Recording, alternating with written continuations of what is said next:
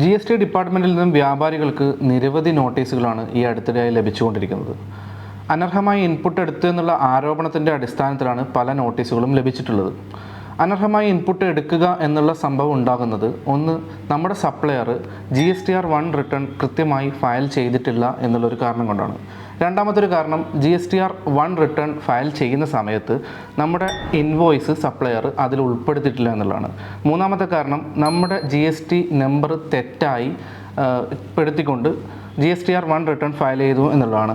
നാലാമത്തെ കാരണം, നമ്മുടെ ഇൻവോയ്സ് B2B ആയി ഫയൽ ചെയ്യുന്നതിന് പകരം B2C എന്നുള്ള കാറ്റഗറിയിൽ ഉൾപ്പെടുത്തിക്കൊണ്ട് ഫയൽ ചെയ്തു എന്നുള്ളതാണ്.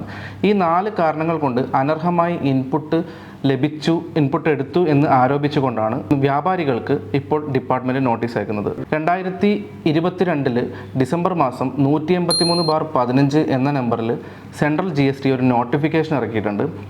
ഇങ്ങനെ പലർക്കും ലഭിച്ചിട്ടുള്ള നോട്ടീസിൽ പ്രൊസീഡിങ്സ് കംപ്ലീറ്റ് ആക്കുക എന്നുള്ള ഉദ്ദേശത്തിലാണ് ഈ നോട്ടിഫിക്കേഷൻ അവതരിപ്പിച്ചിട്ടുള്ളത്.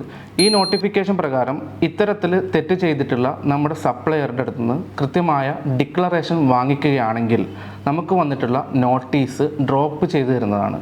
ഇൻപുട്ട് എമൗണ്ട് ഒരു സപ്ലയറുടെ അടുത്ത് നിന്ന് 5 ലക്ഷത്തിന് മുകളിലുണ്ടെങ്കിൽ സപ്ലയറുടെ ഡിക്ലറേഷൻ മാത്രം പോരാ, അവരുടെ CAയുടെ ഡിക്ലറേഷൻ അല്ലെങ്കിൽ CMAയുടെ ഡിക്ലറേഷൻ ലഭിക്കുകയാണെങ്കിൽ ഈ നോട്ടീസ് ഡ്രോപ്പ് ചെയ്തു തരുന്നതായിരിക്കും.